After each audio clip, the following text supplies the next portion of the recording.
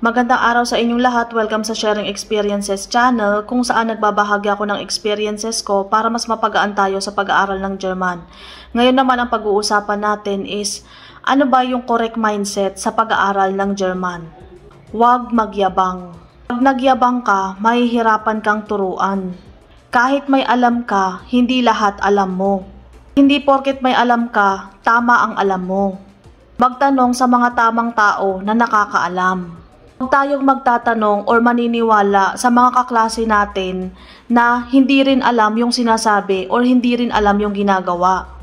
Pag nagtanong tayo sa tamang tao, tama ang sagot din yung makukuha natin. Malaking porsyento na tama yung sagot na sasabihin nila sa atin. Ulit-ulitin natin na magbasa, magsulat, manood ng mga videos, makinig sa mga audio tungkol sa German language.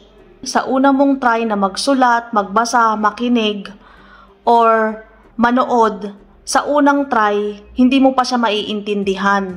Sa pangalawang try, medyo nauunawaan mo na siya. Sa pangatlong try, medyo nagigets mo na. Sa pang-apat na try, meron at meron kang marirealize or meron at meron kang maiintindihan na hindi mo naintindihan nung una, pangalawa at pangatlo mo siyang binasa, narinig or isinulat. Habaan ang pasensya. Hindi siya instant na maiintindihan mo agad. Hindi instant na isang araw, isang gabi, isang linggo, isang buwan, isang taon is alam mo na lahat. Or kabisado mo na lahat at ang galing-galing mo na. Hindi siya nakukuha sa ganun, hindi ganun kadali or hindi ganun kabilis. Dahil hindi mabilis at hindi madali, kailangan natin ng oras at pasensya. At kailangan natin siyang ulit-ulitin. Huwag tayong maging kampante na porket may alam na tayo, porket alam na natin is enough na yun. Hindi po enough yun. Iba po ang eskwelahan. Sa eskwelahan, pagbibigyan ka, pakikinggan ka, hahayaan ka na magsalita or isipin yung sinasabi mo.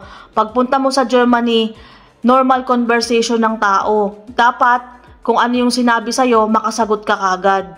So, wag po tayong masyadong maging kampante, maging relax na, okay lang, kasi naipasa ko na. Yun lang, maraming salamat sa panonood. Ingat kayo palagi. God bless. See you dito sa Germany at sa mga nakapasa ng welcome sa Germany. Tschüss!